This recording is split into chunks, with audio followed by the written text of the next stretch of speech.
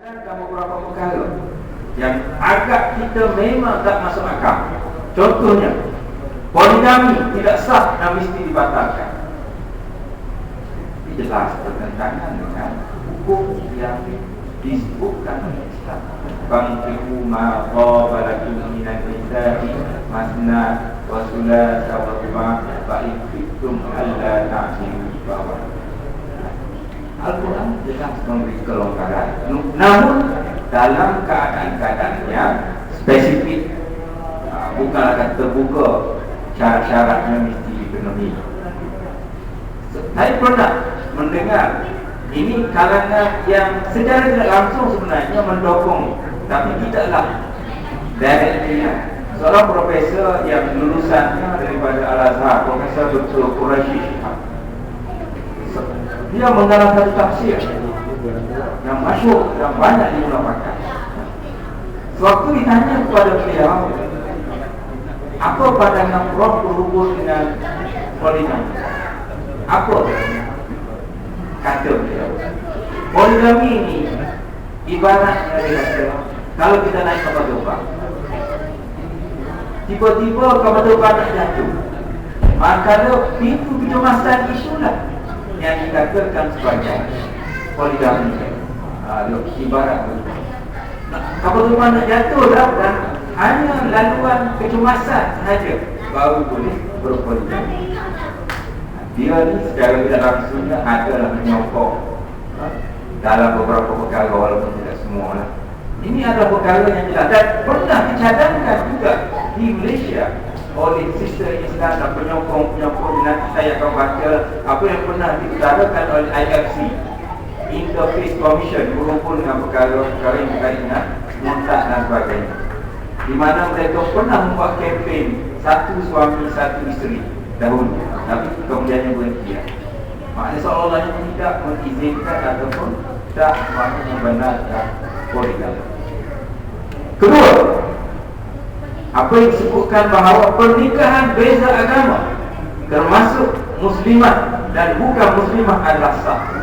Maknanya dalam pandangan golongan yang menyokong pemikiran Islam juga mereka secara mutlak membenarkan perkahwinan beza agama.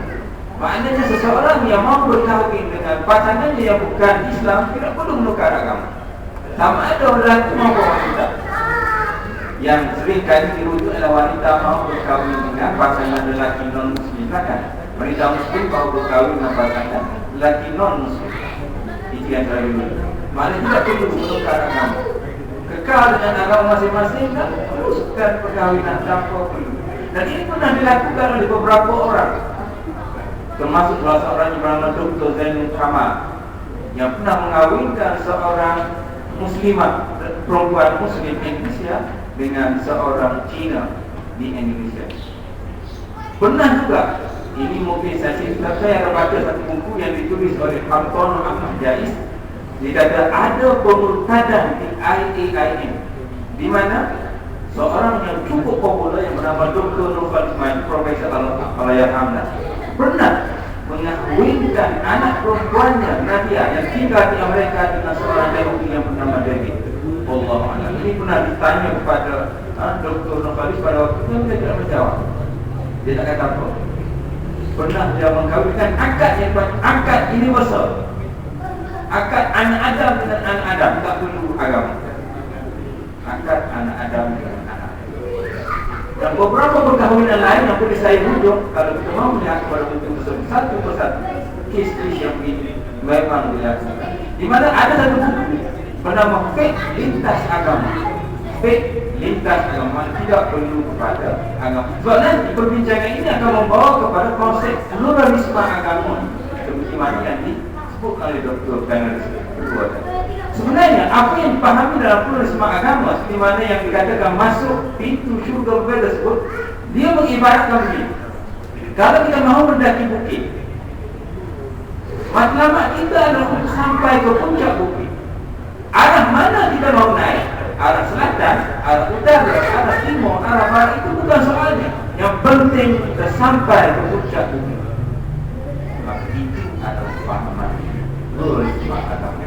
Maknanya semua agama adalah benar Dan tidak ada satu agama boleh mendakwa bahawa ia paling benar di kalangan banyak-banyak agama. Kerana itu akan menyebabkan agama lain menjadi inferior, lemah. Tidak boleh ada dakwaan satu agama superior terhadap agama yang lain. Sedangkan kita jelas menyatakan bahawa Islam yang wala ilaha Islam ini dan tidak ada yang hebat. Nah, konsep seperti wama yaqsalu ghaibal Islam ini nampaknya yuqbalami bahwa fil akhirati min al-khasirin tidak diterima. Mereka tidak terima bahawa barang siapa yang mencari agama Islam daripada Islam tidak akan diterima oleh Allah Subhanahu wa taala. Karena nanti kata Allah di akhirat nanti adalah tergolong dari kalangan orang-orang yang mereka mentafsirkan ayat-ayat yang innal ladina hadu innal ladina amanu wal ladina hadu dan seterusnya berhubung dengan ayat waswabi'i wan nasara, berhubung dengan ayat itu mereka tafsirkan dalam konteks yang umum bahawa semua agama adalah benar. Semua agama adalah benar. Tidak ada satu agama yang boleh mendahulukan yang lebih benar. Seringkali juga mereka mengibaratkan jalan-jalan mencari agama itu seumpama kita memasang lidi basikal atau motosikal ke tempat pemegang basikal, di mana lidi itu adalah jalan. Sebab itu dipanggil satu agama banyak wajah, banyak jalan satu agama dan sebagainya. Istilah-istilah yang mereka gunakan untuk memaparkan bahawa agama itu adalah sama saja. Sebenarnya kalau kita perhatikan dalam konteks Islam, paling lembut, paling lemah kita berkatakan bahawa Islam adalah agama yang benar. Manakala agama-agama lain adalah benar bagi penganutnya, itu paling letak kita boleh terima kepahaman. Islam adalah agama yang benar, agama-agama lain adalah benar bagi penganutnya. Kerana adalah mengiktiraf kemurtadan, mengiktiraf kekufuran sebagai benar, bermakna kita menerima kekufuran. Tidak boleh sama sekali kita menerima. Kalau kita mengatakan agama yang bukan Islam itu benar, berarti kita mengakui kebenaran agama tersebut, makna kita mengakui kekufuran sebagai benar. Maka itu terbuat agama. Kita boleh mengatakan benar bagi penganutnya, tidak membawa kepada masalah. Kalau bagaimana mereka benar buat amal dengan apa agama mereka, baik mereka, tak apa. Kita ada kebebasan secara fisik yang ada pada mereka. Bagaimana firman Allah la ikrah fi din, tabayyana rusydu min al-ghayy, faman yakfur bit-taghut fa yu'min billah faqad istamsaka bil urwatil wuthqa la infisama laha wallahu sami'un alim. Tidak ada paksaan dalam hal ini. Dan jelas mana jalan yang betul dan mana jalan yang tepat. Ini adalah perkara yang ketiga, saya membaca perkara-perkara yang mereka catatkan dalam landasan tersebut. Indah, how indah kan? Indah bukan sahaja untuk wanita, malah lelaki juga. Selama 130 hari lelaki juga kena indah, sama dengan wanita. Kerana wanita kena indah, lelaki pun kena indah. Ini cadangan mereka raja. Subhanallah. Indah juga parah, perempuan. Lama pula tu 130 hari baru. Maknanya 4 bulan. Maka kita kalau dia diterima Allah apa yang disebutkan, ini adalah perkara-perkara yang boleh disebutkan. Saya tak mahu faham apa-apa mau kalau kita mau ambil. Seterusnya, isteri juga boleh menjatuhkan talak kepada suami. Maknanya kalau isteri dah tak puas hati dengan hubungannya dan rasa mahu mencerai suaminya, dia boleh jatuh talak ke 3. Allah kita jatuh talak. Sekarang memanglah kaedahnya agak berprosesnya, bukan tak boleh langsung. Ada kaedah-kaedah yang menyebabkan mereka tak boleh mengupayakan dengan kemakaman untuk menolak ataupun mencerai atau menjatuhkan si suami dan suami mengubah. Ini benar-benar yang seterusnya ada disebutkan bahawa hal yang disebutkan betul tak adalah berkait dengan bahagian harta pusaka. Antara lelaki dan wanita mestilah diagih secara sama rata. Tidak ada konsep lizakari mithlu hadzal unsayyin. Tidak ada. Mesti satu. Bukannya dua satu. Nanti kalau kita punya banyak lagi berhubung dengan saksi dan sebagainya, itu adalah perkara-perkara yang boleh kita rujuk berhubung dengan cadangan-cadangan yang pernah dikemukakan oleh mereka. Sebelum saya berhenti, saya nak tengok cadangan beberapa yang juga dikemukakan oleh pihak apa yang disebutkan sebagai IFC ataupun Interfaith Commission, yang disokong oleh sistem Islam. Ada beberapa cadangan-cadangan yang saya mungkin tidak dapat baca semua atau banyak cadangannya, tapi bolehlah kita ambil iktibar daripada beberapa perkara yang boleh kita jadikan bahawa perkara ini memang boleh mengharu-birukan sistem dan juga boleh merosakkan agama kita. Contohnya, antara tuntutan yang pernah dilakukan yang disokong oleh mereka ini adalah seorang anak yang dilahirkan oleh beberapa Islam tidak mengharuskan secara terus menjadi orang Islam. Anak yang baru lahir biasanya kekal di Islam, dan tidak semacam otomatik boleh dia nak menukar agama apa-apa pun. Kedua, orang-orang bukan Islam yang telah memeluk Islam adalah diberikan kebebasan untuk kembali kepada agama mereka yang asal atau murtad, dan tidak boleh dikenakan tindakan undang-undang. Sekarang ini nampak ada problem. Memang kalau kita kaji data-data berhubung dengan pemutaran, sebenarnya jumlah yang besar adalah kalangan mereka yang memeluk Islam kerana sebab-sebab yang bermacam-macam, mereka bina dan sebagainya. Kemudian mahu setelah bercerai mahu kembali kepada agama asal, dan ini klasik yang berlaku pada Indonesia dan perkara yang berhubung dengan pemutaran. Jadi mereka mencadangkan kalau bila berasal dan agama Islam, apa yang sebab halangnya itu perkara. Kedua, yang ketiga, sebarang kes pertukaran agama orang Islam kepada bukan Islam tidak sepatutnya dikendalikan oleh mahkamah syariah. Tidak sepatutnya dikendalikan oleh mahkamah syariah, tetapi dikendalikan oleh mahkamah sipil. Sebab sebelum pada ini memang perkara ini dikendalikan oleh mahkamah syariah. Mereka cadangkan tukar pada mahkamah sipil. Yang untuk supaya perkara yang mereka nak berjalan dengan lancar. Keempat, tidak perlu dicatatkan dalam kad pengenalan seorang Muslim bahawa ia beragama Islam. Kadang-kadang kalau kita buat, orang kata sebuah, kalau utamanya akan kita tengok dalam kad pengenalan agama. Saya sendiri pun terlibat juga sebagai salah seorang daripada pegawai pencegah kemaksiatan di kawasan saya di Sungai Binti. Jadi saya tahulah apabila kita buat apa, belum lebih lah yang kita menekan daripada kanan. Jadi memang hal ini kita menangkap kalau bina ini memang parah, tak layak, tak mampu kita tangkap mereka dan juga. Kadang-kadang sampai ibu kepala polis dan lalu apa? Memang satu kerja yang membebankan, kerja sebab saya memang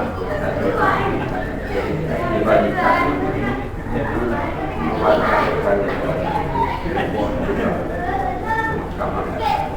jadi ini adalah benda yang kelima. Orang bukan Islam tidak perlu dikendaki mengenai Islam sekiranya ingin berkahwin dengan orang Islam sama dengan itu. Tadi kita baca kahwin ada agama bukan yang kahwin hal yang boleh.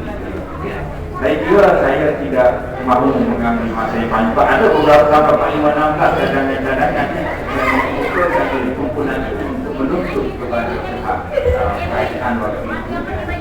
Tapi inilah benda-benda yang boleh kita tengok gejala atau masalah yang berlaku kepada bagaimana pahaman ini. Pahaman liberal ini. Sebenarnya saya ceritakan bahawa sistem Islam sendiri banyak mendapat nasihat daripada jaringan Islam Liberal Indonesia. Dan mereka selalu pergi ke Indonesia untuk mengadakan seminar dan berbincang dan mesyuarat. Saya ada seorang pensyarah yang pernah menurut kumpulan itu kita tahu sebab dia membuat penyelidikan berhubung dengan sistem Islam. Pernah dia berkumpul dengan Liberal Indonesia, termasuk Dr. Nasruddin Umar yang pernah menulis satu tafsir untuk wanita. Dia pernah buat satu tafsir untuk wanita dengan ayat-ayat yang wanita dia timbul tekor macam mana tapi sesuai dengan kepentingan wanita ini. Namanya itulah beberapa kalau kita perhatikan kumpulan ini selalu sahaja mendapat dana. Isunya yang kita boleh jadikan alasan juga mereka ini sebenarnya disokong, dibiayai dan didanai oleh pertumbuhan hamparan bagi menyebarkan pemikiran ini merosakkan. Saya diberitahu oleh seorang profesor bahawa Will Hafsah Abdullah pernah dibayar sebagai elangnya 3,000 USD sebulan untuk kerja-kerja. Berapa lebih 3,000 USD bagi masyarakat Indonesia. Memang kalau bagi Malaysia saya kata saya ramai. Dan bagi Indonesia yang rata-rata persyarat bergaji sekitar 3-4 juta rupiah. Rata-rata persyarat adalah bergaji 4 juta, 3 juta, 4 juta rupiah dan tidak 1,200 yang ramai dengan dibayar 3,000 USD sebagai satu mereka. Masya Allah. Sehingga inilah yang menjadi masalah. Mereka sanggup buat untuk menyebarkan idea-idea mereka dalam keadaan sekali. Jadi saya kira itulah masalahnya kerana mereka mumpul di tanah. Bahkan mereka boleh melancong dalam kata kerja seminar di luar negara. Semua jadi biar termasuklah Asia Foundation, macam-macam lagi nama-nama pertubuhan ataupun yayasan-yayasan yang mendanai portfolio Indonesia. Saya kira itulah kesempatan saja saya berhenti. Assalamualaikum warahmatullahi wabarakatuh. Alhamdulillah, makin mendalam perbincangan kita tentang Islam ekonomi. Dan sebelum kita pergi lebih jauh lagi, insyaAllah selepas pada pusingan oleh Dr. Aslan nanti kita akan buka kepada sesi soal jawab, ya, buat sebentar waktu sekiranya ada. Jadi kita tuan-tuan perempuan bersedia dengan soalan-soalan, ya, sebab peluang-peluang segini mungkin dia akan selalu ada. Jadi mohon bersedia dengan soalan jawab, boleh berdiri dan bertanya ataupun boleh.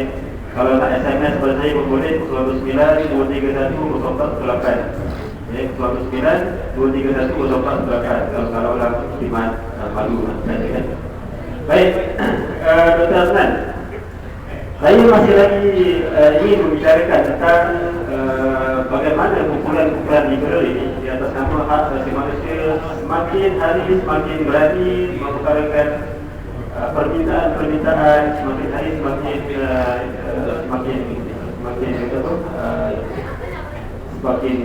berani lah, ya, sehingga kan beberapa polisi negara, ya, kalau tahun 18-an, ya, telah somehow ditukar ataupun dilonggarkan, ya, untuk semata-mata untuk akomodir permintaan kumpulan-kumpulan ini atas nama hak asasi manusia. Sebab we are all Malaysian, ya, kita semua satu bangsa, satu umat, satu negara, maka kita bebas, ya, kira sama ada orang Islam, ya, orang bukan Islam, Cina, India, sebagainya, kita semua satu Malaysia.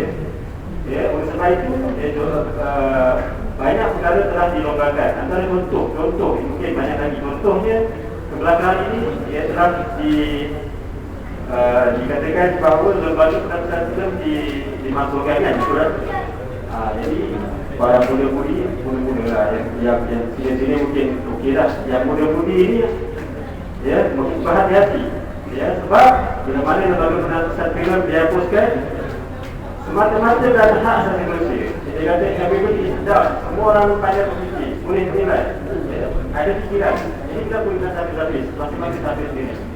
Ini sangat baik. Ini adalah satu contoh, yang contoh bagaimana atas dasar hak asasi manusia, atas dasar kebebasan mutlak, ya, masing-masing boleh berfikiran telah dilonggarkan. Jadi kita berdasarkan sedikit kupas lagi bagaimana bahaya yang zaman hak asasi manusia ini. Yang nama hak asasi manusia ini, beberapa polisi laporan kita sendiri telah dilonggarkan, ya. Kita tak pasti bagaimana perkiraan mereka dalam polisi, tapi yang pasti dia akan berkesan kepada ayat Al-Quran dan Sunnah.